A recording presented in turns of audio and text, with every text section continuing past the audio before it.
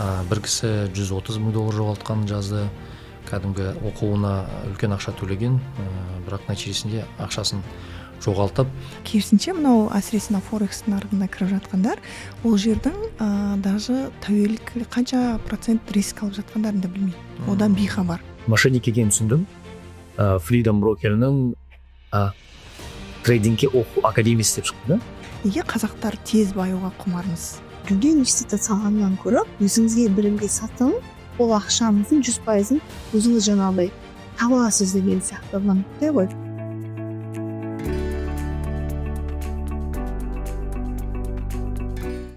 Ассаламу алейкум, мен Олжан Маратқызы. Біздің сіздерге арналған кезекті пайдалы подкастымыз. Бұған дейін біз 2-3 осы форматта подкаст жасағанбыз. Бүгін тағы да біздің қонағымыз Мұрат Қылышбай. Сіздерге танымал, алдыңғы подкастта өте көп ақпараттар айтып, қаншама адамның жаңағыдай харамнан тыюына себеп болған. Мұрат аға, енді өзіңіз туралы кішігірім таныстырып өтсеңіз, ары қарай біз маңызды тақырыпты ашсақ деген ойдамыз. Қайырлы күн, ассаламу алейкум, құрметті достар, үлкен рахмет шақыруларыңызға, қош көрдік. Жалпы мен соңғы 10 жыл бойы жеке кәсіпте жүрген адаммын. Сол кәсібімізге байланысты, бұл кәсібіміз халал ма, халал емес па, шариғатқа сәйкес келе ме деген сұрақтармен ізденіс барысында сол Малайзияға барып оқып келіп, ислам қаржы магистрі, сол бітіріп, содан кейін IOFI деген ұйым бар, осы қаржы, халал қаржы институттарына қатысты бүкіл стандарттарды бекітетін сондай бір беделді ұйым бар. Соның емтихандарын тапсырып, шариғаттық кеңесші деген сондай бір лицензиясын алдым. Енді сол бағытта Алланың қалауымен ақпаратты, білген ақпаратты таратып жүрміз. Әрине біз өзімізді маман деп санамаймыз. Өйткені Қазақстанда мықты мамандар бар, Құдайға шүкір. Біздердің енді өзім жеке мақсатым білген, біліп отырған мақсатты жеткізу, біліп отырған білімді, алған білімді максимальды түрде басқа адамдарға жеткізу. Жақсы. Қонақ болып келгеніңізге тағы да Алла разы болсын. Алдындағы біздің подкастымыз өте үлкен резонанс тудырған болатын, және де біз жаңа айтып кеткендей қанша адамның сол бір харамнан тыюына себеп болдық. Енді сол спростың, сұраныстың жоғарылығынан біз осы бір подкастты жасайық деп шештік. Бұл жердегі басты мақсатымыз, бүгінгі тақырыпты ашқымыз келіп тұр. Біздің жалпы қаржылай сауаттылығымыз, сауатсыздығымыз, жалпы қазақ халқының қаржылай сауатсыздығы, білімнің кішкене төмен болып тұрғандығы қандай қиындықтарға алып келіп жатыр, соңғы қандай бір жаман қайғылы оқиғаларға да алып келіп жатырған жағдайлар болып жатыр екен. Солардың мәселесіне де біз неге әлі де сондай бір мошенниктарға ұрынып қалу, әлі де бір тез байып кету жолдарын қарастырудамыз, және де соның салдарынан бір жаман дүниеге ұрынып жатқан сияқтымыз. Қалай ойлайсыз осы туралы? Толықтай келсем, Олжан ханым. Негізі енді жалпы Қазақстан мемлекеті жаңадан дамып келе жатқан мемлекеттердің қатарына қосылады. Жалпы біздер классификация тұрғысынан қараған кезде дамыған мемлекеттер бар, дамып келе жатқан мемлекеттер бар. Сол біз екінші буындамыз. Тәуелсіздігімізге бір 35 жыл болады ғой. Бұған дейін мысалы біз коммунистік экономикалық жүйеде жүрдік. Сол өзім мысалы 80 жылғы болғаннан кейін коммунизмнің не екенін көрдім. Сол жылдары мектепке бардық, әке-шешелеріміз сол экономикалық философияда жүрген адамдар. Сөйтіп әлі буын өзгеріп жатыр, бірақ бізге енді сол капиталистік экономикалық жүйе келгеніне 30 жыл ғана болды. Сондықтан да соның салдарынан ба деп ойлаймын, бізде сол әлі қаржылық сауаттылық, жалпы мына қаржылық сауаттылық деген не деген өте жақсы сұрақ. Кішкене ақпарат беріп. Оны енді әркім әрқалай түсінеді. Енді меніңше, менің пайымдауымша жалпы мына қаржылық сауаттылық жалпы сауаттылықтан шығатын сияқты. Сондықтан да енді қазір сауаттылық деңгейі енді білім беру жүйесінде де көптеген сұрақтар бар қазір. Соған байланысты белгілі бір жылдары мысалы үшін белгілі бір не болған шығар. Білім беру саласында белгілі бір дағдарыс, экономика енді өз қалпына тұрайын деген кезде бәлкім білім беру саласында да сондай бір қалай айтамыз, недостатоктар дейміз ба қалай. жеткіліксіз дүниелер көп дейсіз ғой. Иә, соның бір салдары мекен әйтеуір білім саласында сол қаржылық сауаттылыққа да тікелей әсер ететін сияқты да. И жалпы біздің енді білім беру жүйесінде енді қазіргі таңның өзінде де мысалы қаржылық сауаттылық үйретпейді ғой. Сол үшін ол тек қана сол отбасыда үйрететін нәрсе, бірақ егер мысалы отбасының ішінде отағасы мысалы өзі қаржылық сауатсыз болса, онда әрине ол өзінің балаларына оны дұрыстап жеткізе алмайды деп ойлаймын. Машалла, өте жақсы нәрсе айттыңыз. Мен бір ұстаным бар. Сауатсыз ата-ана баланың болашағына балта шабады деген сияқты ұстанымды ұстанам. Неге? Себебі баланы тәрбиелеп, баланы үйретіп қажет емес. Ол бала просто әке-шешеден образ алады деген сияқты ғой. Ата-ана өзі үшін емес, даже баласы үшін сауатты болуға міндетті деген сияқты ой менде бұрыннан болатын. Өте жақсы, машалла. Енді сонда біздің қаржылай сауатсыздығымыз, осындай бір тез байып кетуге құмарлығымыз, мошенниктерге алдануымыз, әлі де бір әлемнен бір чудо дейді ғой, сондайды күтіп жүруіміздің барлығы енді қаржылай сауаттылықтың түбінде сауаттылық тұр деп айтып тұрсыз ғой. Сонда білімге біз әлі ашық емеспіз деп ойлайсыз ба? Иә, әрине, мысалы былай байқағанда, мысалы қаржы бағытында оқыған адамдар көп мысалы қаржыға қатысты сұрақтарды жақсырақ түсінеді. Ал енді мына қаржыдан алыс мамандықтар әрине бұл салаға өз еркімен бір зерттеу жасап, бұл салаға қатысты сұрақтарға жауап іздемесе, онда әрине көп процестерді түсіне бермейді. Жалпы мына табыс мөлшеріне қатысты, жалпы дұрыс компанияны қалай таңдау, табыс мөлшері қандай болу керек, шетелдік мысалы нарықта болып жатқан практика қандай, мысалы үшін. Өйткені сол ақпаратты білмегеннен кейін әрине белгілі бір өте мындай нәпсіге жағатын жақсы ұсыныс келген кезде әрине әр адамның бойында ондай бар, үлкен табыс тапқысы келеді. Белгілі бір ертегі дейміз ғой, мысалы қаржылық ертегі бола ма, сондай бір ұсыныстарға әрине әрбір адам сене береді мысалы үшін. Бірақ сол нәпсіні, сол сенімді тоқтататын бір фильтр болу керек та, қаржылық фильтр.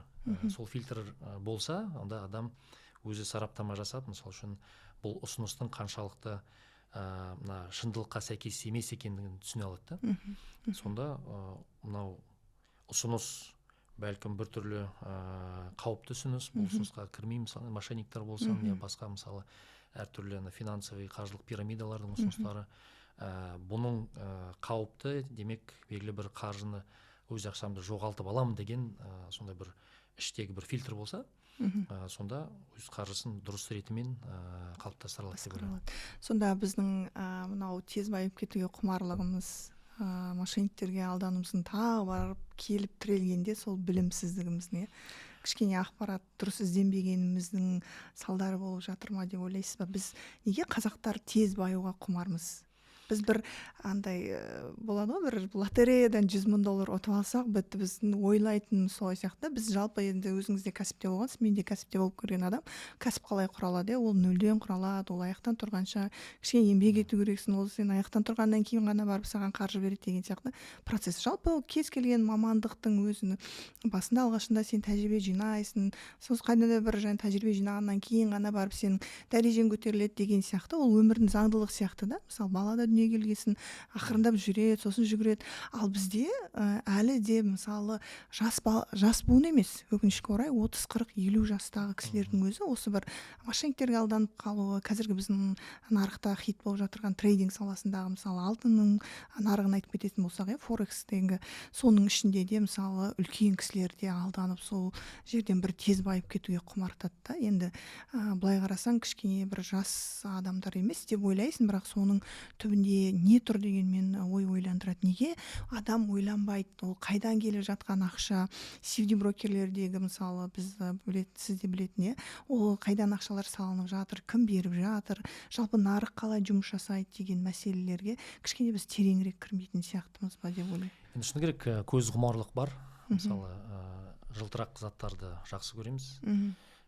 Жылтырап жатса, оңай болып жатса, сол қиын жолмен емес, оңай жолмен барып тезірек ала салам, таба салам деген сондай бір өкінішке орай сенім бар да, бұл ондай бола алады, бұндай философия жүре алады, бұл жұмыс істейді дегенге енді әр адам енді түбінде сенетін шығар енді, бірақ логиканы қосатын болсақ, мына халықаралық қаншама, мысалы соңғы 70 жыл халықаралық қаржы нарығын зерттейтін болсақ, соларға қарайтын болсақ, мынандай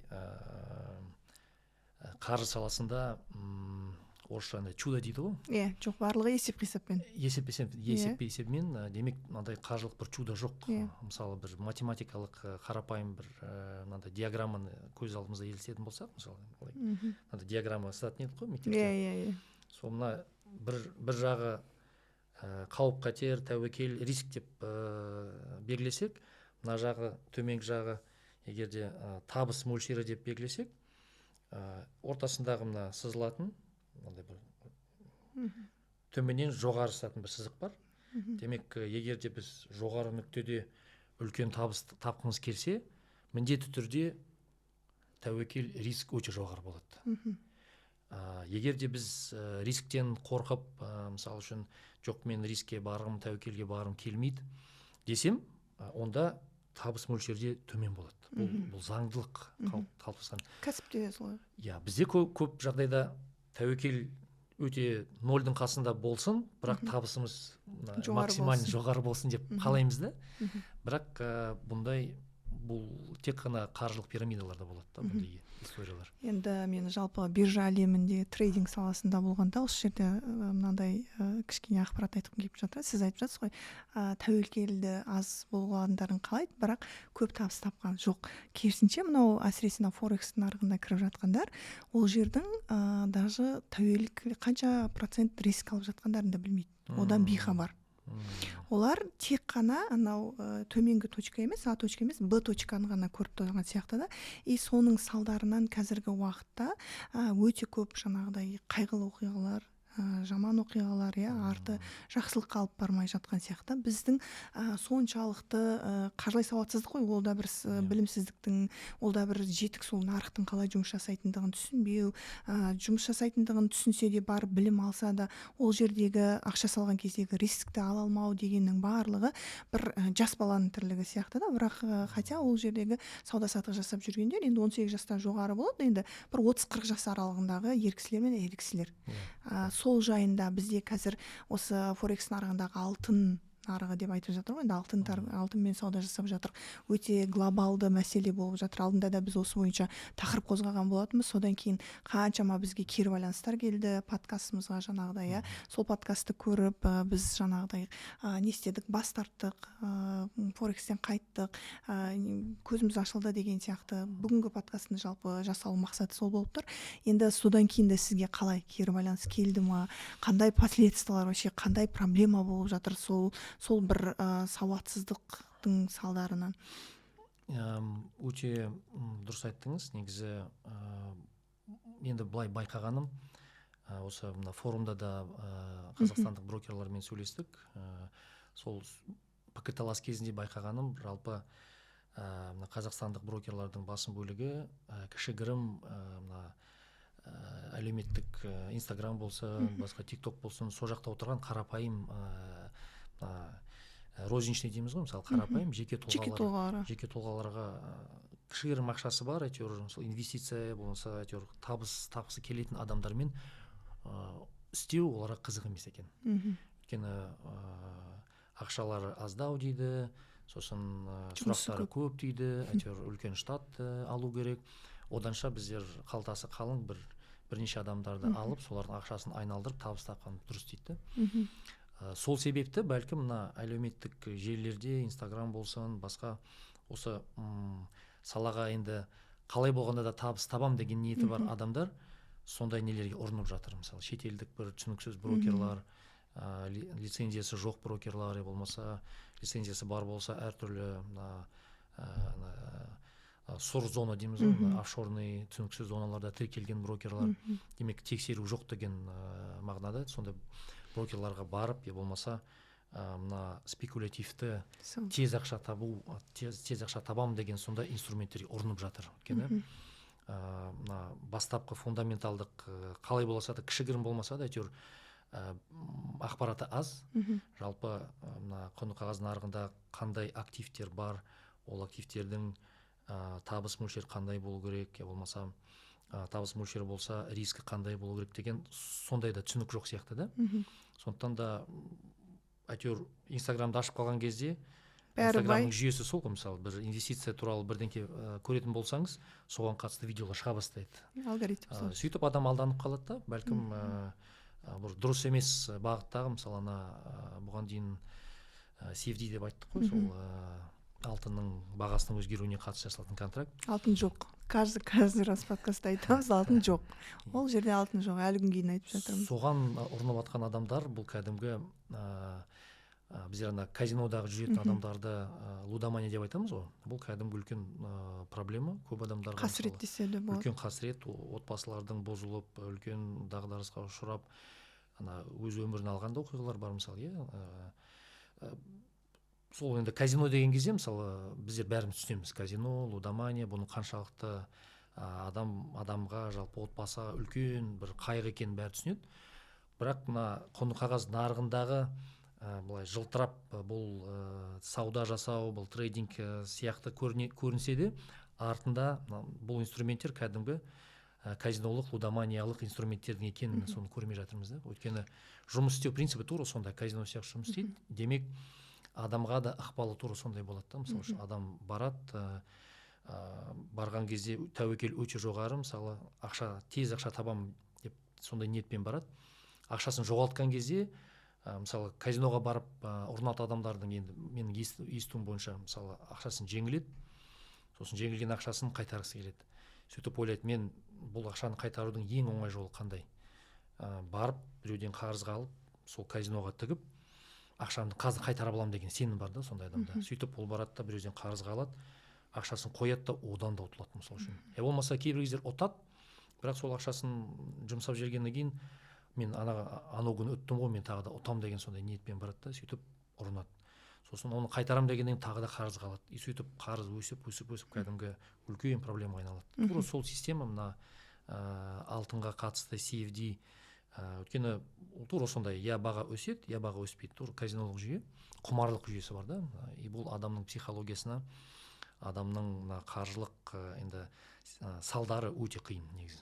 Сіз дәл қазір анау қиындықта жүрген трейдерлардың психологиясын айтасыз. Қазір сіз айтып жатқаныңыз біріншісі нарықпен ерегесу дейді. Яғни берген ақшаны қайтадан алам дейді. Ол нарық ешқашан жаңағыда қателік жасамайды деген қағида бар да. Ол қателікті сен жасап жатсың дейді. Эмоциямен сауда саттық жасайды, және де нарық кейде мүмкіндік береді. Сол мүмкіндік, сол эмоция қалып қояды. Соны үнемі сол нарықтан сол эмоцияны алам деумен адам өзінің қалай сауда саттық жасап жатқанын білмейді. Біздегі проблема сол сияқты. Және де жаңағы біздегі алтынның нарығы CFD брокерлермен сауда саттықтың түп тамыры жалпы жақсылыққа алып келіп жатқан жоқ деп айтып жатырмыз ғой. Хотя біз білеміз, бәріміз ересек адам ретінде ойлаймын, қазіргі жас балалар да жасөспірім де біледі, казино ойнауға болмайды. Енді анау бар ғой, олимпиад дейді сияқты, ставка қоюға болмайды. Бірақ мынау қазіргі алтынның, Форекстегі сіздер алтын деп сауда жасап жүрген CFD, ол тек қана әдемі түрде трейдингтің атын жамылып, алтынның нарығы деп атын жамылып, не болмаса акцияларды алып сатып жатырмыз деп атын жамылып, жасырын түрде бір әдемі онлайн казиноны ұсынған сияқты елге. Сол бір біздің тағы да өкінішке орай жаңағыдай білімсіздігіміздің, білімнің кішкене жетпей жатқандығы, кішкене бір қаржылай сауатсыздығымыздың салдарынан біз сол неге қатты кіріп кеткен сияқтымыз. Бізде қазір Қазақстанда өте қатты қарқынды, активны айналысу болып жатыр да. Бірақ менің естуімше бізге де көбірек дайректке хаттар келеді. Қарызға кіріп кеттім, кредитке кіріп кеттім. Жақында бір оқиғаны естідік, 60 миллиондық үйді сол биржаға салды аз уақыттың ішінде. Бізге мысалы консультацияға келетін кісілер болады, 40 мың долларды 2 аптада қалай жоғалтқанын білмейді, мүлдем. Ол жердегі тағы бір проблема, брокерлердің жаңағы сіз айтып кеткендей лицензиялары болмауы мүмкін. Жаңағыдай, жалған брокерлер, жалған жұмыс жасап жатқан болуы мүмкін. Жаңағы 40 мың долларға 2 аптада кіріп кеткен қыз, қалай кірдім деймін ғой, басында сауда саттық жасап жүрдім, бәрі жақсы болды, енді ақшам шешейін десем, брокер бермейді дейді, шешкізбейді. счетқа түскен сияқты болады, бірақ шешкізбейді. Сосын адам не ойлайды, жаңағы эмоция, табыс тапты, соны қайтадан сауда саттық жасап көремін дейді да, барлық ақшаны жоғалтады. Бір 13 мың, 20 мың доллар жоғалтады басында, содан сол ақшаны жаңағыдай психология қайтарамын дейді, үстінен тағы қарыз алып келіп салып, сонан бүкіл ақшадан айырылады. Бұл жердегі тағы біздің егер менің ойымша да, біз қазір осы нәрсені тоқтатпасақ, біз қаншама бір қайғылы оқиғалардың себепкер емес, енді Алла сақтасын, сол жасап оқытып жатқан кісілер себепкер болатын сияқты, сол нәрсені түсінсе екен деймін да. Оқытқан күнде де біз не үйретіп жатырмыз, түбі қайда алып бара жатыр, бізді үйренген адамдар, оқыған адамдардың жалпы жағдайы қалай деген нәрсені олар түсінсе екен, жалпы қазақ қоғамына үлкен бір қайғы қасірет жасап жатқандығын деп айтушы едім. Қалай ойлайсыз? Иә, бәлкім сол әрбір инструменттерді оқытушы адам жауапты ғой деп ойлаймын да мен. Иә, негізі сол инструменттерді оқытып жатқан адамдардың өздері бәлкім бұның қаншалықты қауіпті екенін аяғына дейін түсінбейтін шығар. Өйткені сондай проблема шынымен де бар. Маған да көп адамдар жазып жатыр. Бір кісі 130 мың доллар жоғалтқан жазды, кәдімгі оқуына үлкен ақша төлеген, бірақ нәтижесінде ақшасын жоғалтып, бірақ сол кісімен сөйлескен кезде байқағаным, оның сөзі, мен бұл ақшаны қалай қайтаратынымды біліп отырмын дейді. Демек, мен қайтадан кірсем, мен оны қайтарам. Мен оған сенімдімін деп сондай айтқан сөзі есімде.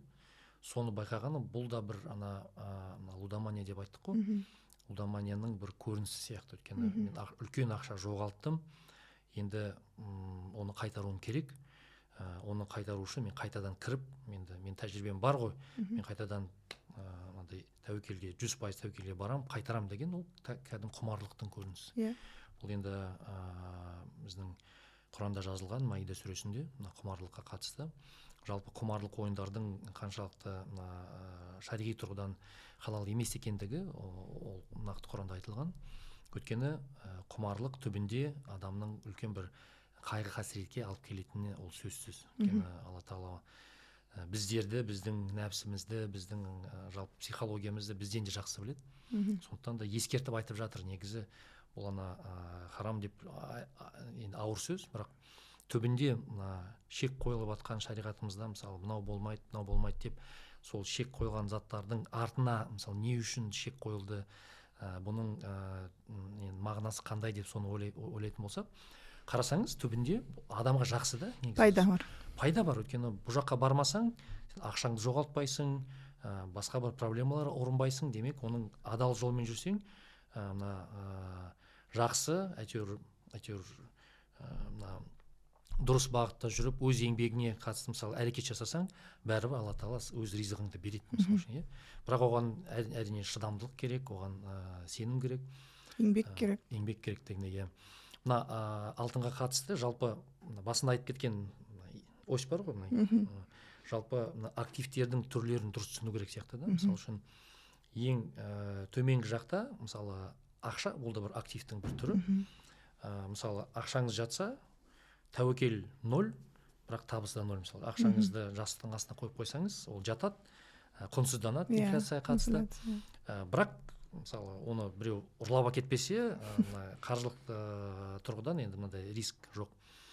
Келесі активтің түрі, мысалы, ол алтын болсын, ол алтын кәдімгі ақшаны сақтау, құнын сақтаудың бір инструменті, бірақ кәдімгі ұстайтындай бір шынайы алтын болу керек.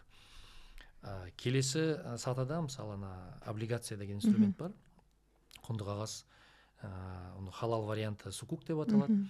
Бірақ сол тәуекелі аз, бірақ табысы да аздау. Бірақ ол, мысалы, құр жастықтың астында ақшаңыз жатқаннан гөрі, әйтеуір сондай бір жақсы бір, мысалы, Сауд Арабия мемлекеті, я болмаса Қазақстан мемлекетінің өзінің шығарған, мысалы, ұлттық суверендік сукукі болса, соны сатып алсаңыз, мысалы үшін, әйтеуір бір табыс табасыз, бірақ тәуекелі аз. Өткен демек сіз бүкіл мемлекеттің жоқ болуына сондай риск сол дәрежеде.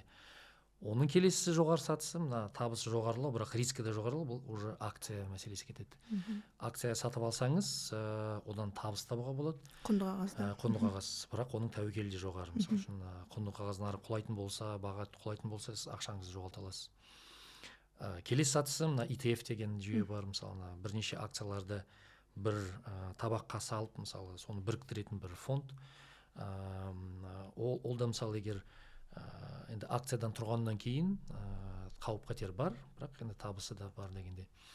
Одан жоғары кететін инструмент мысалы криптовалюта кетеді. Ең қаупі өте жоғары, бірақ табысы да жоғары. Мысалы үшін одан жоғарысы сол алтынға қатысты CFD инструменттер. Бүкіл оның CFD инструменттерінің астарында ешқандай актив жоқ. Мысалы үшін бұл тек қана таза спекулятивтік инструменттер.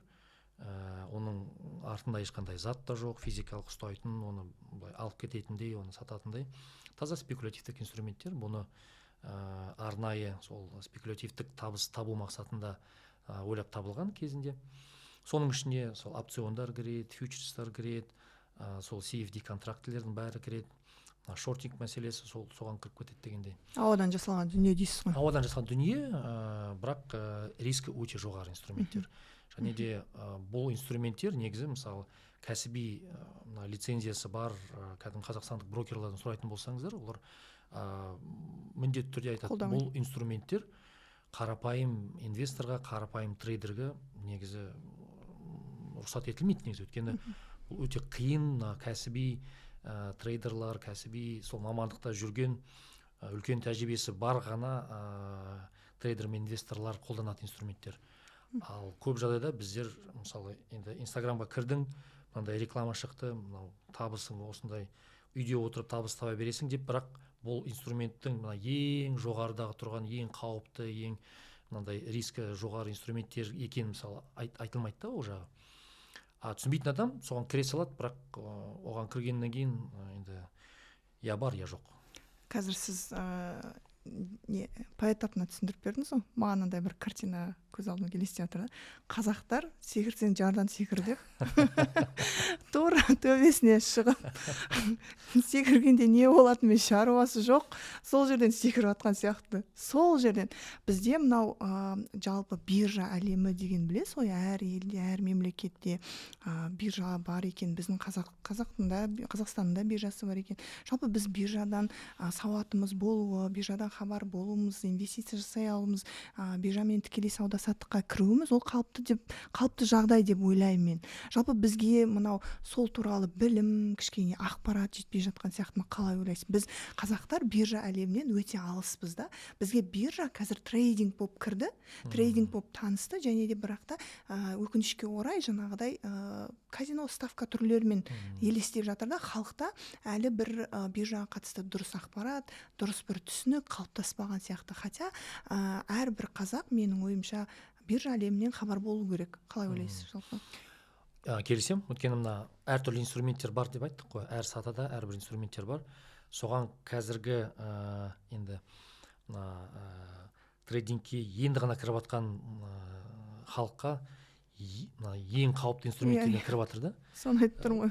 Бірақ одан басқа инструменттердің бар екені жайында енді ақпарат бәлкім аз шығар. Бүкіл енді қазір ғана дамып келе жатқаннан кейін әрине адамдар бұл биржада әртүрлі инструменттердің бар екенін, және де биржада ақша табу үшін белгілі бір өзінің стратегияның болуы, әр адам өзіне қатысты бір қандай тәуекелге бара алатынын түсіну керек. Сосын өзінің бір мақсаты міндетті түрде болу керек. Сол мақсатқа сәйкес құралдарды қолдану керек. Бұл кәдімгі енді үй салатын болсақ бір фундамент керек, сондықтан да әйтеуір сол фундаменттен қалғаны жүреді. Енді бірінші бізге білім, бір ақпарат толыққанды. Бәрібір бұл бағытта крем деген адам кем дегенде енді бірнеше кітап оқу керек деп ойлаймын. Кітап болмаса мына қазір лицензиясы бар брокерлардың өзі мысалы тегін курстар ұсынады. Ақпарат береді, оны іздейтін адамға ақпарат табылады негізі. Интернетте қазір чат GPT бар, ақпарат өте көп. Сол ақпаратты зерттеп кірген дұрыс та негізі. Кіргеннің өзінде де тек қана сол ақшасын жоғалтуға дайын ақшамен кіру керек деп ойлаймын. Егер адамның тәжірибесі болмаса. Ақырын бір кішкене тәжірибе жинап алғаннан кейін өзінің бір көзқарас қалыптасады. Бұл инструменттер мынандай бар екен, сосын бір мақсат белгілеп қойғаннан кейін, жалпы менің философиям енді инвестиция, ұзақ мерзім инвестиция тақырыбын қозғағаннан кейін жалпы ұзақ мерзімді бір стратегия құрған жақсы деп ойлаймын да. Бұл менің жеке өзімнің ол әрине кез келген адам бір мақсаты болу керек қой, әрбір жұмыста. Сол сияқты бір адам кез келген дүниені, кәсіпті болсын, жұмысты саналы түрде жасаған түбінде нәтиже береді деп ойлаймын. Жалпы біз енді қазіргі уақытта көбірек биржаны дұрыс жағынан ашуға, түсіндіруге, кішкене ақпараттарды жеткізуге бар күшімізді салып жатырмыз, бірақ өте аз біз, шын айтқанда, шынайы биржаны таныстыру. Сіз өзіңіз де кішігірім инвестиция мәселесі бойынша, біз әлі өкінішке орай мынау инвестиция жасау, болашаққа жаңағыдай қаржыны инфляциядан сақтап қорғап жинау деген мәселеден өте алыспыз, өкініштісі. И бізге әлі бір, шын айтқанда да, форумда айтқандай, қазақ аудиториясы бір 5-6 жыл біз өкінішке орай арттамыз, білімнен, биржа әлемінен, жалпы қаржылай сауаттылықтан демекші. Бізге бір 5-6 жыл керек деп ойлайсыз ба, жалпы қалай? Или біз кішкене өзіміз, менің ойымша, әрбір адам, мақұл бір информация көрді Инстаграмнан, керемет біреудің байып жатқанын көрді, биржамен айналысып жатқан, бірақ бірінші бір сол бір әлемге кірмес үшін іздену керек, жаңа сіз айтқан. Кішкене ақпарат жинау керек, маған қажет емес, бұл жерде қаншалықты шынайы ақша бар, жоқ деген сияқты элементарно біз анда түсіндірме айтамыз, енді графикті, техникалық анализдерді көріп, анығы ойлайды, бір шамдармен сауда жасап жатыр. Онда мен айтайын, ол шамдар, ол тек қана көрсеткіштер. Ол жерде компаниялар бар, егер акциялармен сауда жасау керек болса, ол компаниялардың жалпы өнімі бар, бағыты бар, олардың қаржылай көрсеткіші бар. Сен мысалы бір құндылығыңызды алу үшін тек қана сен шамға қарап алуың болмайды, ол де сауатсыздыққа жатады. Оны сен терең қарап, сен сол компанияны алуға дайынсың ба? Ол рискісі қаншалықты, ол компанияның айналысып жатқан төлейсің бе? Халыққа қандай мұқтаждығын бола ма? Себебі ол компанияға инвесторлар қызығу керек қой. Ол жерде ақша салынбаса, ол өзінен өзі жаңағы графикте қозғалыс жасамайды деген сияқты моменттер бар да. Біз кішкене бір әлі бір биржаға қадам басудағы этаптың бір 10 ғана процентінде тұрған сияқтымыз. Қалай осы нәрсені кішкене күшейтуге болады? Қалай халықтың көзін ашуға себеп болуға болады деген сияқты мәселе қалды. Келісемін, енді қазақ тілді контент бұл тақырыпта өте аз деп ойлаймын. Жалпы кәсіби осы саланы үйрететін, мысалы оны дұрыс түсіндіретін мамандар аз. Өкінішке орай, енді көп жағдайда орыс тілді енді контент жүр, өкінішке орай. Сондықтан да сол қазақ тілді аудиторияға біздер жете алмай жатырмыз, ақпарат дұрыс тарата алмай жатырмыз. Енді өзіңіз айтқандай, жалпы акцияны сатып алуды бір оңай нәрсе көретін сияқты. Мен барып, сен маған айт, мынаны сатып алайын, тез таба салайын деп. Сондай подходпен көп адамдар кіргісі келетін сияқты. Бірақ мысалы мен барып, мысалы жүр, мен қазір жардан секіремін, көрейік деп, мысалы артынан секеміз ғой. Сол сияқты, сол үшін алдымен бірдекені белгілі бір рискке бару үшін ол не екенін түсіну керек. Және де енді менің білуімше сіздің подходыңыз әйтеуір фундаменталды түрде анализ жасап, компанияның қандай компания екенін түсініп, қаншалықты бұл компания жасап жатқан кәсібі дұрыс па, дұрыс емес па, табыс табу тұрғысынан, экономикалық көрсеткіш тұрғысынан, сол анализ арқылы бұл компанияның қаншалықты мықты екенін түсінуге болатын сияқты да. Бұл кәдімгі классикалық Уоррен Баффет дегенді бәріміз білеміз, оны мысалға келтіреміз, бәріміз әлемдегі ең беделді, ең мықты инвесторлардың бірі дегенде. Оның да философиясы сондай, мысалы үшін қаншалықты олар бағаны өзгеру емес, сол компанияның өзін қарайды. Мысалы үшін компанияның фундаменталды цифрларына қарай, көрсеткіштеріне қарай, бұл көрсеткіштер қаншалықты потенциал, өсу потенциалы бар, жақтан өсу потенциалы болса, жалпы бұл бизнестің адамзатқа, мысалы қазіргі таңда қаншалықты сұраныс бар екен, бұл жасалған өнімдерінің мысалы үшін адамға пайдасы бар ма, болашақта сұраныс бар ма, сол жақтан қарастырып, сондай бір сол тұрғыдан анализ етеді. Бұл таза график емес, өзгеріс. Ол өте маңызды, өйткені құндылығы жалпы акция өсу үшін ол компанияға сұраныс болу керек. Себебі құндылығы компания тұрып, компания әлі ол дұрыс түсін қалыптаса алмай жатыр да. құдаға сатып алып жатырмыз дейді, акция сатып алып жатырмыз, бірақ компания туралы ақпарат бермейді, өкінішке орай. ол қиын нәрсе ғой. Мысалы компания зерттеу үшін кәдімгі ана отчетін ашу керек, цифрларды зерттеу керек. Ол бір жағынан қиын, бір жағынан енді қызық емес сияқты да. Ауыр іс сияқты. Тағы бір біздің жаңа айтып кеткеніміз проблемамыз осы, біз неге андай кішкене жағымсыз адамыз дейтін сияқты қазақшаша. Біреумен сен ол чатына біреудің бір ақпарат берген ана жаңағы сатып отыр деген дүниесіне біреу айта салса соны жасай салсақ деген нәрсеге құмармыз. Неге біз оны байқаймыз? Себебі біз енді сигнал чаттарды тек қана шәкірттерге береміз ғой. Берген күнде де 100% жауапкершілікті өздеріне артамыз. Өйткені кез келген саналы адам элементарный бір стакан алатын болса да өзіне жауапкершілігін алып, өзі шешімін шығарып үйрену керек қой. Сонда сигнал чаттарды өте көп сырттан сұрайтын кісілер болады. Сонда біз айтамыз, сата алмаймыз. Неге сата алмайсыздар? Себебі ол берілген сигналдарды үнемі бақылап отыру, қадағалап отыру, және де оның жаңалықтары бар, басқа да графиктер болады, ситуацияларды бақылау, ол кәдімгі еңбекті талап етеді. И просто алдым, ол да акция өзінен өзі өсті, майдың деген нәрсе жоқ. Ол жерде де сигнал берген күн береді, сигнал алынған күнде де өзіне жауапкершілікті алып, сол жауапкершілікпен ары қарай жұмыс жасауды талап етеді. Ал бізде қазіргі проблема, біреудің сигналынан алса, ол не компания, немен айналысады, ол өседі ме, өспей ме? Шаруасы жоқ. Әсіресе мынау спекулятивный саудаларда проблема. Біреудің берген сигналды пайдаланып, не үшін кіргенін білмейді, қай жерден шығуын да білмейді да. Соның соңы бір сондай жақсы мүмкіндіктер алып келіп жатқан. Мен өзім сондай тәжірибе болды. Негізі мен ана трейдингке кірген кезде 20-шы жылы пандемиядан кейін, сол кезде пандемия үлкен дағдарыс болды, дүниежүзілік дағдарыс, экономикалық дағдарыс. Сол дағдарыстан шығу үшін енді бүкіл Америка болсын, басқа Европа болсын, үлкен ақшаны экономика құйды. Соның салдарынан артық ақша пайда болғаннан кейін, әрине артық ақшаны адамдар акция сатып алып, табыс табу мақсатында акция құнды қарыздарына құя бастады. Үлкен ақша құйылғаннан кейін, сұраныс көбейгеннен кейін ұсыныс та көбейді. Ұсыныс демек ол акция бағасының өсуімен айналды, өсуіне айналды. Сөйтіп сол кезде қандай акция сатып алмасаңыз да өсіп отырды да.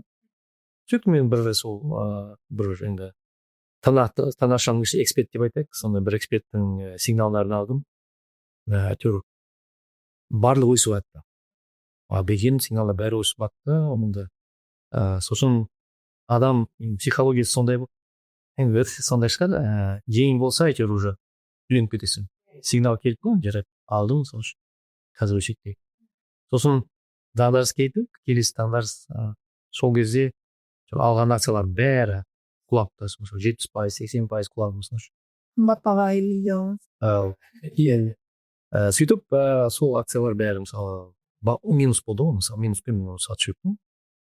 Сол тұрғыдан қарар кезде бәлкім жауапкершілікті алу мәселесі бұл тек қана ақша мәселесінде емес, жалпы қоғамда енді сондай бір үлкен енді бір проблема деп айтсақ болады. Әр адамның өзіне жауапкершілікті алу мәселесі. Әзірге таңға дейін біздер кішкене еркелеп тұрған сияқтымыз. Мысалы отбасы мәселесі болсын, табыс табу мәселесі, жалпы елдегі өзгеріс, сол сұрақтарды көп жағдайда жауапкершілікті алу мәселесі әлі басқаға арту, басқаны кінәлау, басқаға демек өз-өзіңе жауапкершілік алу мәселесі әлі шешілмеген нәрсе. Біз әлі де анау миға пікір қоя алатын сияқтымыз болмас.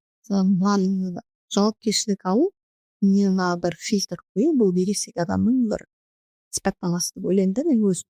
Себебі көрген отырған неге қызықпай, ол жатқан ситуацияның барлау арқылы алып жатқан жасап жатқан дүниесінің артында өзінің жауапкершілігін алу, бұл ересек енді психолог маманның айтқан ересек адам сипаттамасы. Біз сонда өкінішке орай 70-80% әлі бала позициясында өмір сүріп жүріп па деген сұрақ қой менде. Өйткені мысалы шынымен де егер де инвестиция трейдинг саласында адамға мінекей бүкіл құралдарды көрсетіп, бүкіл құралдарды түсіндіріп, оның қаупі қандай, табыс мөлшері қандай, жалпы қандай салдары болуы бәрін түсіндіргеннен кейін әр адам өз шешім қабылдау керек сияқты. енді сонда бір жауапкершілік болады. Ертең жоқ сіз бағана айттыңыз, сіз кінәлісіз, мен сіз үшін ақы жауаптымын деген мәселе емес. Әйтеуір бүкіл барлық жағым сараптамаға салып, сондай бір ересек позицияда таңдау болу керек. иә біздің елде қазір бір глобалды мәселе мошенников алды. Осы жердегі нендегі ғой тағы бір керемет түбі осы тағы бір баланың позициясында сияқтымыз да. Бір жолдан зотраға әсіресе мынау биржада бізге келіп трейдинг келіп жатқан кезде ақша бар жерде үнемі мошенниктер бар. Оны білесіз ғой. Фредом Мудахни қолдануға кәсіби банкта топайып неше түрлі сөз сөйледі. Басқа да танымал қаржы эксперт болсын, бизнесмен барлығы түрлерін нелерін сипаттамаларын жаңағыдай көрсету арқылы өздерінің схемаларын іске асырып жатыр. Сонда өте көп мошенниктер алдаған кісілер жазады бізге. Сонда мен сұраймын ғой, неге қызықтыңыз?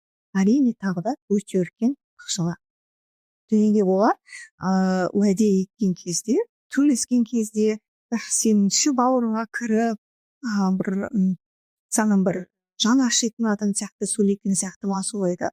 И мен анализ жасап көріп, мен Аллаға шүкір осы уақытқа келіп бір мошенникке алданып көріп жоқпын, алданбай ақ қояйын енді. Бірақ сол мошенниктерге алданатын адамдарға сипаттама жасап көрдім. Онда тағы да бір ой келеді.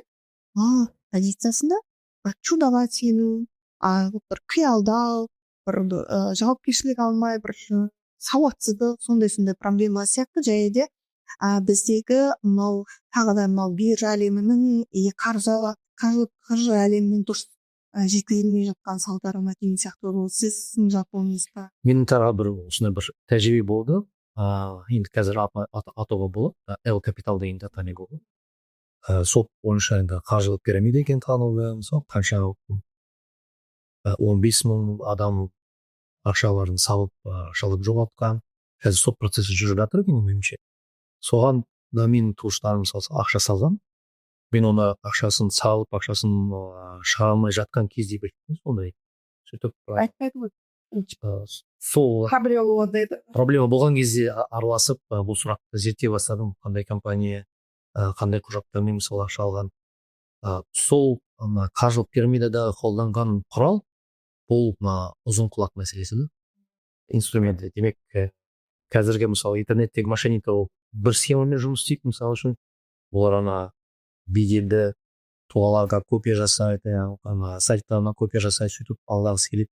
Ал мына қаржылық пирамиданың қолдану инструменті адам мысалы таныс арқылы кіргенде, мысалы үшін сарафанный радио, сарафанный реклама. Мысалы үшін мен салған туыстарым да айтады, өйткені араласып жүрген бір достарымыз келді, солар айтты, неге осындай бір жоба бар екен, жақсы ақша табуға болады екен деп.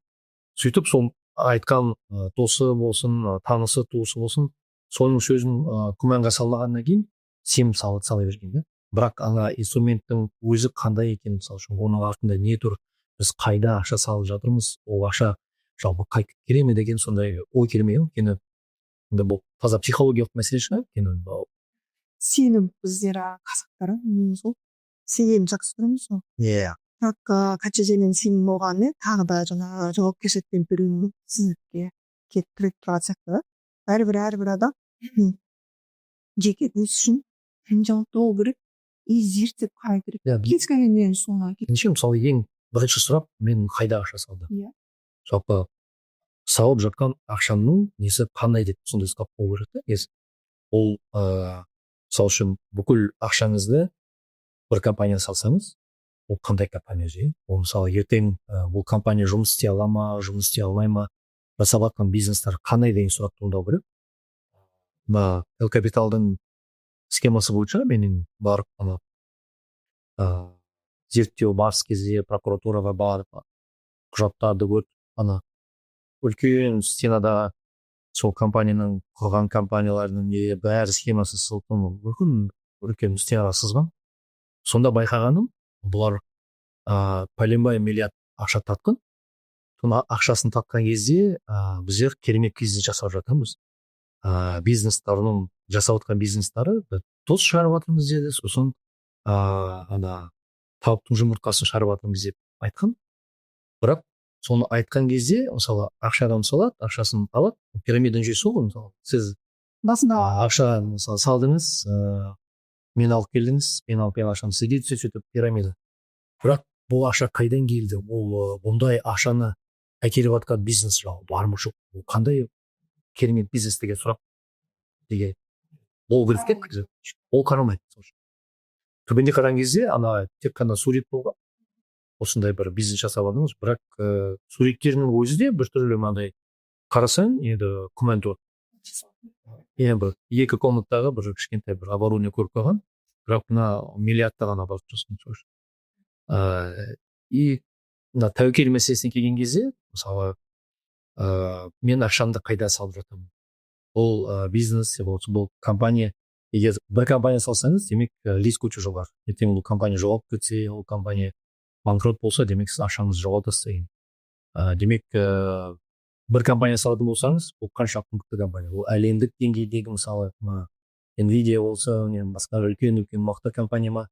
Я болмаса я болмаса бір Алматы облысында кішігірім бір 2 бөлмелі комната жасап отырған бір компания ма деген. Сол сияқты мысалы сондай сұрақ болу керек та адамда. Мен өз ақшамды мысалы қанша ақшасы жоғалған туыстарым жылдап жинаған ақшалар ғой, мысалы үшін кішкенеден бір 15-20 жылдан жинаған кішігірім ақшалар ғой. Соны салған кезде мысалы ол ақшаны жоғалтамын, жоғалтпаймын. Қаншалықты сенімді, бұл қандай бизнес, қандай компания, қандай инструмент деген осындай сұрақтар болу керек. өте маңызды. Өйткені әрбір адам өз ақшасын өзі жауап көрсете алады ғой. Енді осыған жеңкет туралы айттық. Қалай алдың оған жолға? Кеше форумда өте бір жаңа ататын дүние айтты. Қазақ аудиториясы әлі қажай сауатсыз деген әңгіме ғой. Онымен қоса олар әнінде бір 4-5 жыл әбден мошенниктерге таяқ жеу керек. Содан кейін өздері таяқ деген кейін ойланады. Сол таяқты тигізбей кішкене қандай еңбекке мән беруге болады деп ойлайсыз. Мен өзім мошенниктерге алданып көрмегендіктен процесс кішкене қалай болады деп түсіне алмаймын да.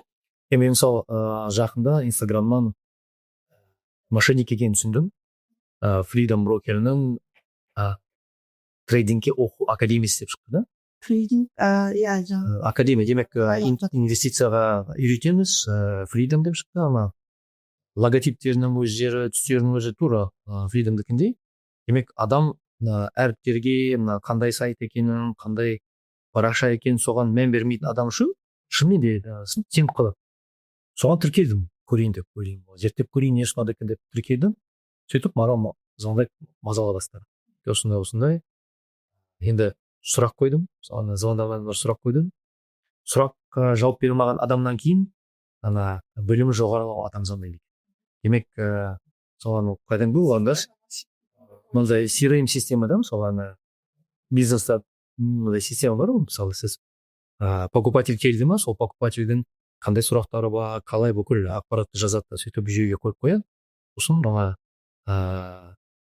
бастапшы менеджерді бастайды, сосын орташа менеджер, сосын ең мықты менеджер қосылады демек. Тура сол жүйені қолданады да, бүкіл ақпаратты жазады.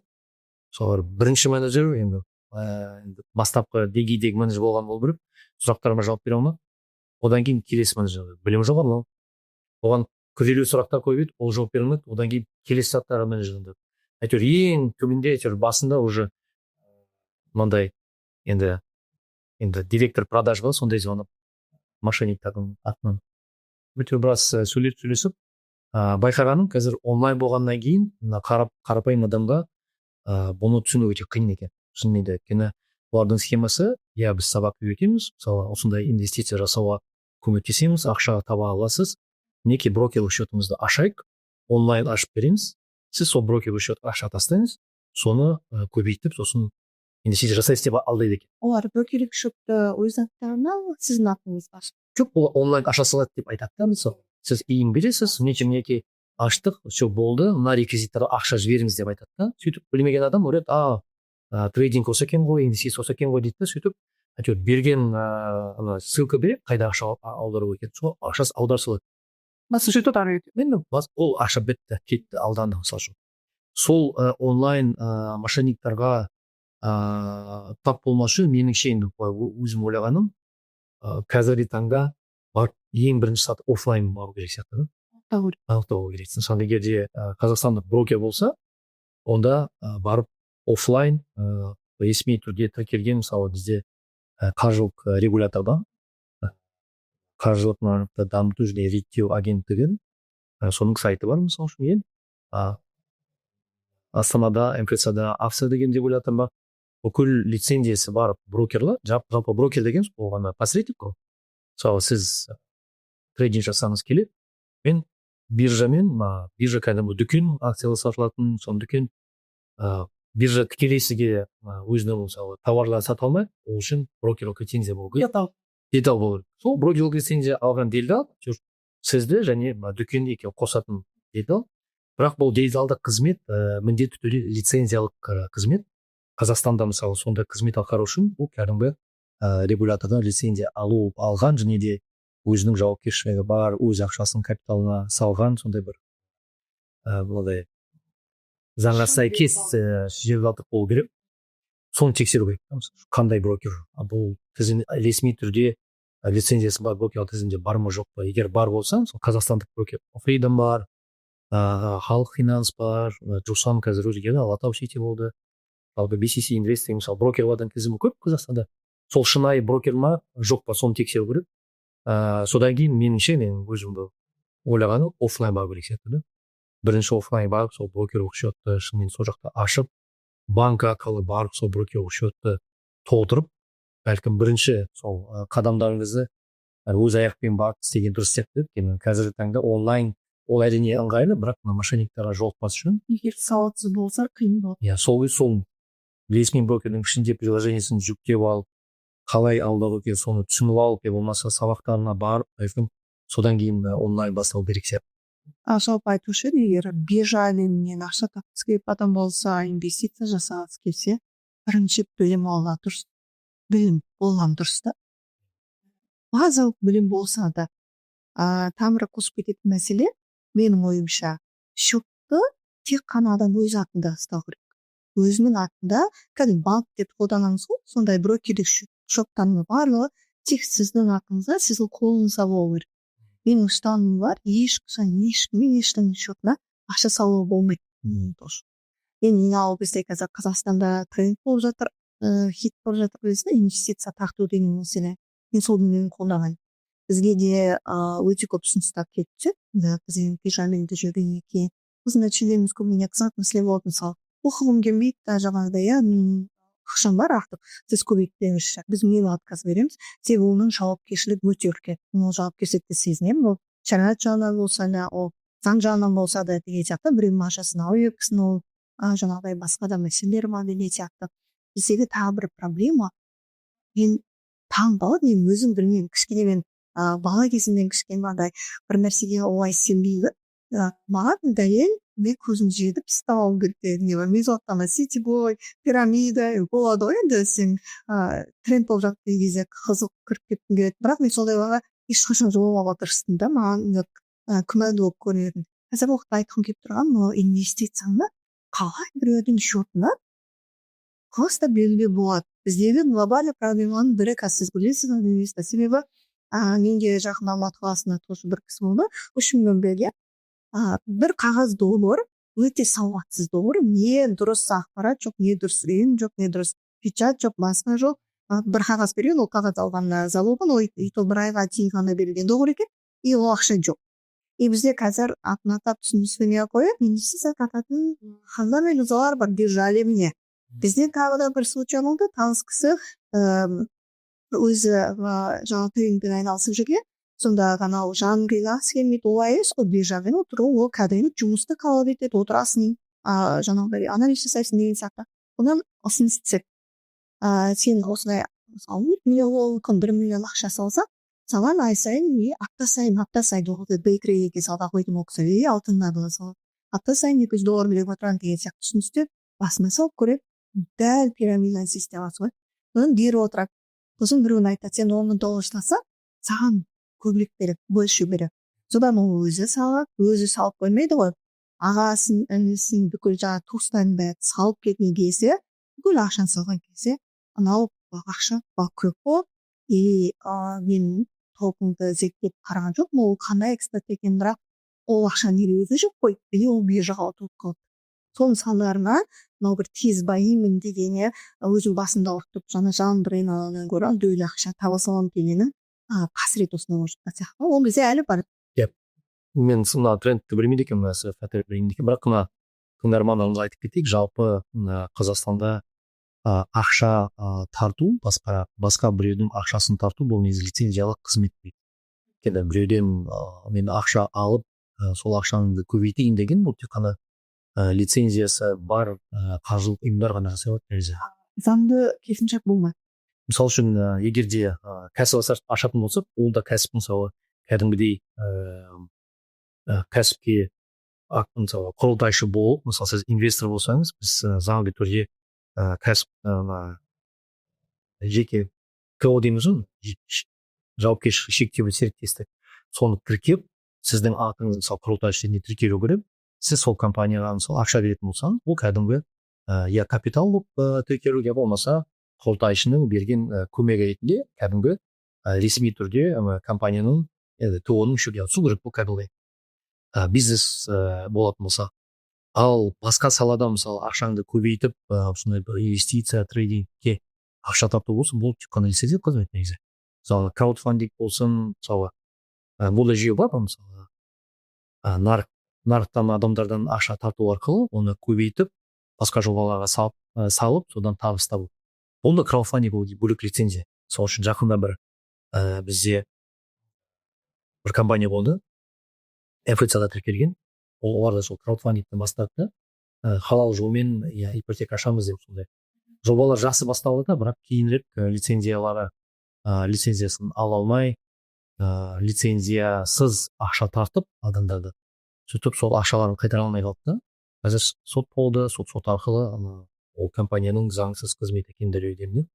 Сөйтіп қазір сол ақша салады, бір ақшаға қайтару керек.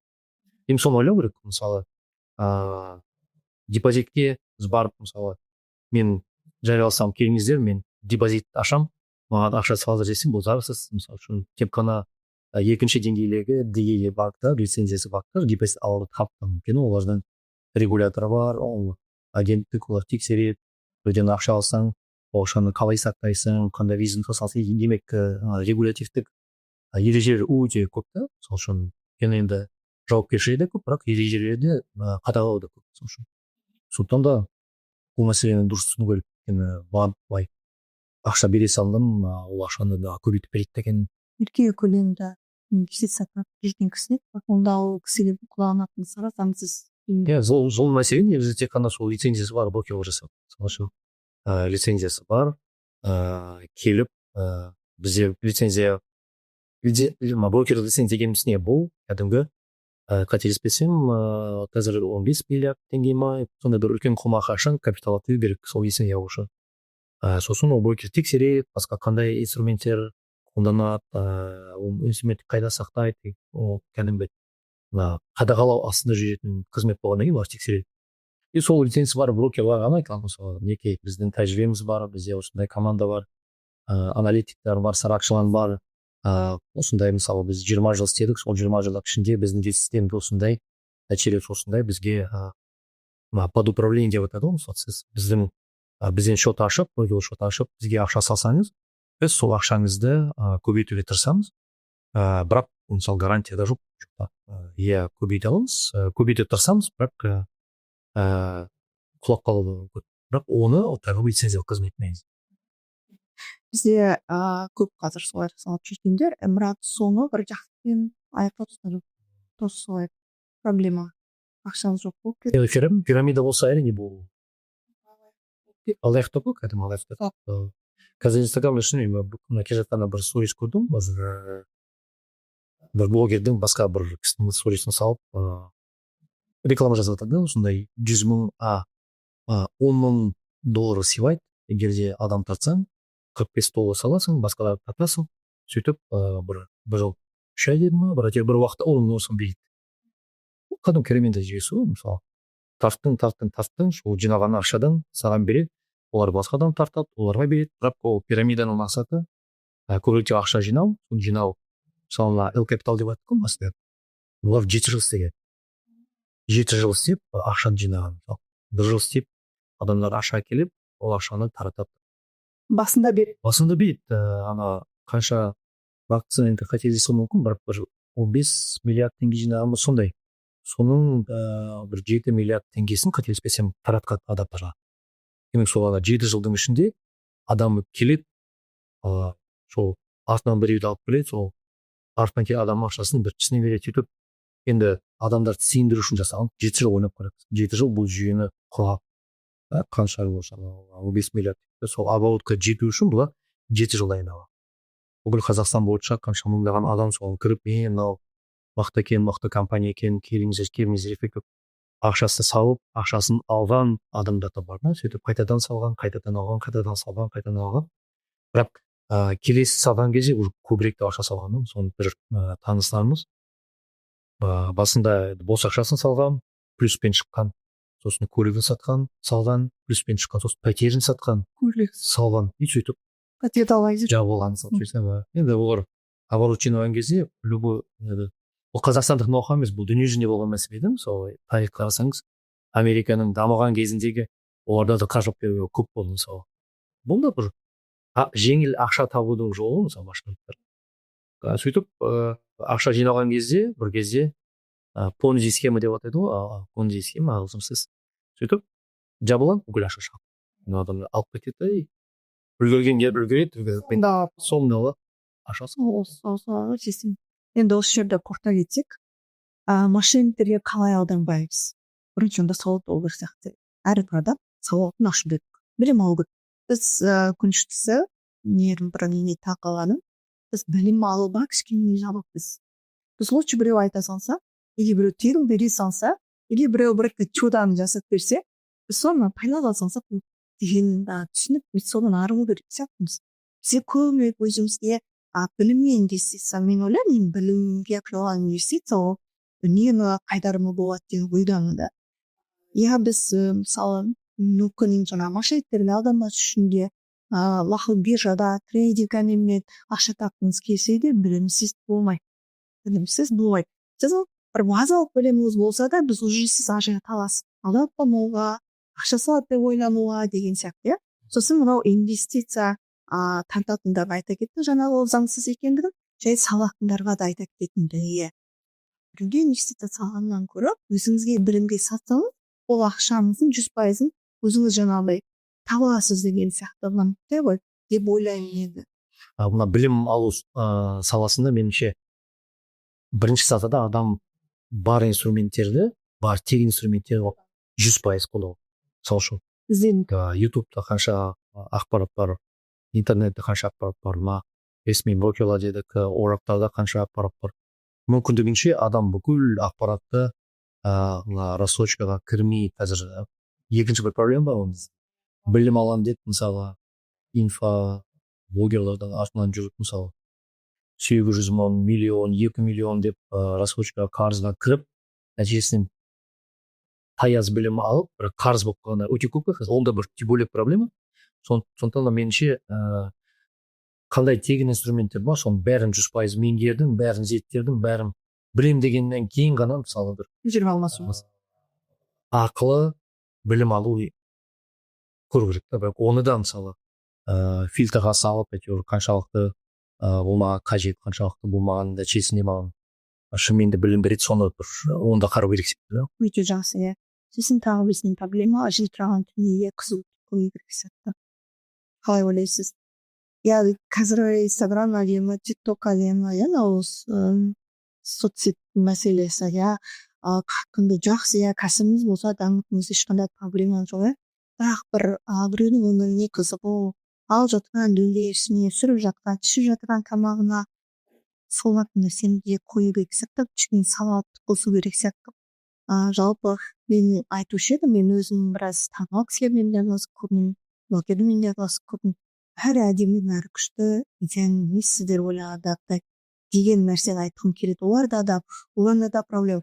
Даже сіздің проблемаңыз олардан қайта бір жеңгірек десеңіз де болады деп айтушы едім. Бір сол кішкене тамыр ошақтегі түбіге тірелгенде кішкене адам өзіне біліміне, өзіне көңіл бөлуіне, біреуге тәуелді, біреуді қызығушылығы, біреуге жалтақтау, елікке үрей нәрсені жинастырып, өзінің дамуына кішкене не істеу керек сияқты да, инвестиция қылу керек, өз әрекет жасау керек сияқты деп ойлаймын. Қалай? сол сараптама енді бұрын мысалы советтік кезде сондай бір бөлек пән болатын сараптама деген соған қатысты Бізде жалпы логика сараптама. Қазіргі таңда біздер мына клиповое мышление дейміз ғой, мысалы инстаграмда отырып былай лентаны көріп отыратын сол пәлен беру арқылы клиповое мышление арқылы мына сараптама жасау, логиканы қосу, енді навык дейміз ғой, сол жоғалып бара жатқан сияқты да негізі. Өйткені шынымен де мына бүкіл жылтыраған зат мысалы инстаграм болсын, ол қаншалықты сондай, мысалы қаншалықты ол рас екен, қаншалықты бұның маған керек екен, керек емес екен, соның барлығын сараптамаға салып ойластырып бір еліктеу емес, өзіңе не қажет, мысалы үшін шынымен бұл қаншалықты қажет, қаншалықты қажет емес, бұның барлығы жылтырақ екен, мен өзім мысалы өзге жолмен барсам міндетті түрде басқа үйге еліктеу қажет емес екен, соны сараптама логика салып жасаса күшті да неге. Олсын мида фильтр ол адам сараптай ғылым үшін деп ойлайды. Тез арада бай болам деген подходтан арылу керек сияқты. Сіздер қазақтарға соны көру керексің. Тез арада бай болдым, бұл енді жындық тарихи факты, мысалы қаржы нарығында тез арада бай болудың бұл қаржылық пирамида, болмаса қару-жарақ сату, болмаса наркотиктерді сату, болмаса лотерея, казино ұтып алу, әйтеуір сондай бір дұрыс емес жолдар арқылы сондай бір тез арада байып кетуге болатын шығар, бірақ ол түбі қандай болатын, мысалы бұл дүниеде ақыретте қандай жауапкершілік болатын. Сондықтан да сондай подходтан арылу керек сияқты да. Тез арада бай болам дегенді қою керек. Жалпы шариғатымыз осы қаржы мәселесіндегі моменттердің арылын жақсы бекітіп кеткен. Сонда форумда да айтылып жатты ғой, жаңағыдай адал табыстың түбіне бір нақты актив бала, белгісі деген шынайылық бар. Егер мысалы діни емес адамдардың қызынып жатқандығы, практикаларына көп қолданып жатқандығы, былайша айтқан кезде нақты дүние бар, бір жалған дүние жоқ, факт бар. Харамнан тыйылған кезде адаммен адалдыққа талпынуға келседі. Қасіретке бір жаман нәрсе ұшырамайды деп осы бағалы кісі. Мысалы шынымен мына шариғатымыздың басты мақсаты бұл жақсылықты тарату мен жамандықты тыю. Ол алла тағаланың заңы болғаннан кейін алла тағала өз құлағын біздің өзімізден де жақсы білгеннен кейін әлде бізге ненің жақсы екенін, ненің жаман екенін біледі түбінде. Сонда шариғатымыздың мына шектеу қойып отырған көп жағдайда ислам инструменттері, ислам қаржы деген кезде кейбір адамдарға біртүрлі мындай жақпайды. Өйткені исламға қатысты бір фобия бар, ислам сөзіне қатысты белгілі бір стереотиптер бар. Олар сауатсыз, оларға особо білім керек емес деген сияқты. Негативті бір түсінік бар да, бұқаралық ақпарат құралдарындағы ақпаратқа байланысты екен. Сондықтан да мына ислами күн қағаздарындағы ислами құралдар, халал құралдар деп айтқан кезде көп адамдар негативті қабылдайды. Бірақ түбінде қарасаңыз, бұның түбі жалпы адамның өз ақшасынан айырылмауына, өзінің ақшасының дұрыс жолмен сақтау, дұрыс жолмен көбеюге алып келеді. Енді түбінде адамға пайда алған нәрсе, өйткені ақшаңызды жоғалтпайсыз, ақшаңызды сақтап қаласыз, болмаса дұрыс жолмен ақырын ақшаңызды көбейтесіз. Мысалы үшін банк жүйесінде исламдық банктар былай халықаралық инвесторлардан өздеріне көңіл аударған себебі, өйткені экономикалық дағдарыстардан кейін ешбір исламдық банк банкрот болған жоқ. Өйткені исламдық банктардың жалпы баланс дейміз ғой, қандай инструменттер, қандай кәсіпке салатыны, қандай инструменттер қолданатыны, осы спекулятивтік инструменттер харам болғаннан кейін олар қолданбайды. Болмаса түсініксіз активі жоқ, болмаса басқа бір бизнестарға мысалы ақша салды. Соның себебінен олар дағдарыстан аман қалды. Өйткені портфельдері дұрыс бизнеске салуға, былай мысалы үлкен пайызбен табыстары үлкен немен өспейді, бірақ әйтеуір қарқынды дегенмен өз қауіпсіз жолмен дамып жатыр. Соның салдарынан мысалы бұл дағдарыс амалға. Ал егер де кейбір дәстүрлі инструменттер, спекулятивтік инструменттер, иә, әрине сіз бір мезетте үлкен ақша табуыңыз мүмкін, бірақ бір экономикалық саяси дағдарыс болған кезде сіз бәрін ұшпай жоғалтасыз да. Ал бұл шариғаттың соны шектеу қойған. Демек, оған бармаңыз, бұл қауіпке кірмеңіз, өйткені төбеде сіз аман қаласыз деген философиясы болып тұр ғой негізі. иә жалпы дініміз адамзаттың пайдасы үшін айтылған дүниенің барлығы. Иә. Халал харамның мәселесі төменде де сол ғой. Былай қарайтын болсақ, не харам деп шектеу деген сияқты. Мен ойлаймын, бір жүрегі тыныштықта, жалпы қауіпсіздікте өмір сүргісі келген адам осы адал табысқан орай қадам басып сол жақта бақыт алса, оның жүрегі де тыныш болады, ал өмірде дұрысына болады деген ғой енді. Мысалы үшін біздер ғибадат мәселесіндегі арақтың тыйылғаны, темекінің тыйылғаны, шошқа етінің тыйылғанын шеш, бұл адамға пайдасыз заттар да. Мысалы үшін шошқаның еті қаншалық пайдасыз екен қазіргі мысалдарында дәлелдеп отыр. Арақ шарап болсын, адамның миына қаншалықты зиянды екенін дәлелдеген заттар. Тура сол сияқты қаржылық инструменттерде де шектеулер бар, өйткені оған адамның бай болуына кедергі жасайды. Ұзақ мерзімде жалпы адамның өз ақшасынан жоғалмауына бұл кәдімгі фильтр. Демек, сіздің ақшаңыз аман қалады дегенді. Иә, жалпы ислам адамның бай болғанын, саудамен айналысқанын, жақсы өмір сүргенін қолдамайды деген сөз емес. Оның бір қасіретке, жаман дүние ұғынып қаласыз ғой деген мақсатта айтылатын сияқты. Біздегі жаңағы трейдинге болатын проблема форекс нарығымен жаңағы фильм бір екеуміз көрсетіп салады. Айқын көрініс сол осындай бір жаман дүниеге. Демек, бұл бүкіл трейдинг пен инвестиция харам деген әңгіме емес. Өйткені кейбір адамдар жазаларында байқағанмын. Сонда трейдинг харам ба деп айтады. Дұрыс түсініп алу керек. Халал жолдар бар. Демек, ол халал жолдарын қолдану арқылы өзіңізге, өзіңіздің байлығыңызға қосымша тауып қатер белгісіздік тудырмайтын инструменттерсіз, демек, дұрыс жолмен жасасаңыз табыс табуға болады. Оның да адал жолдары бар деп санаймын. Жалпы трейдинг деген өте ауқымды әлем ғой. Ол жерде тек қана форекс нарығы, криптовалюта, қор нарығы емес, шикізаттар нарығында де сияқты барлығы кіреді. Ол трейдинг деген бір сөзбен ғана айтылады. Соны кішкене адам түсіну керек та, және де ол адал сауда жасауға мүмкіндік беретін алаң еді. Әйін айтады ғой қазір бағаны оңай, сенде де егер исламды қолданамын деп, қазір әлем басқа деп. Әлем жалпы дін, ислам, ол барлық факторларды қарастырғанда әлем дамып кетсе де, ол жердің халықаралық деген сияқты. Ол трейдинг әлемінде жалпы адал түрде табысты іздеуге болады, табуға болады, тек қана кішкене адам әрекеттенсе. Жақсы, өте жақсы Мұрат аға, бүгінгі подкастқа келісіп келгеніңізге уақыт бергеніңізге разы болсын. Енді кішігірім қорқып кетсек, жалпы біздің қазақтардың қаржылай сауаттылығын қалай артамыз? Не мән беру керек қазір бізге? Жалпы биржа бізге керек па? Соны кішігірім Вашингтон алған олда айтып кеткен. Қорытсақ, сонымен подкастымызды қорытындысақ. Енді Құранда бір аят бар ғой, халық дейміз ба, өздерін өздетпегенше Алла Тағала сол халықты өздетпейді деген сондай бір аят бар. Сондықтан да халық болсын, қазақ ұлты болсын, жалпы әрбір адам, әрбір отбасы өзінің қаржылық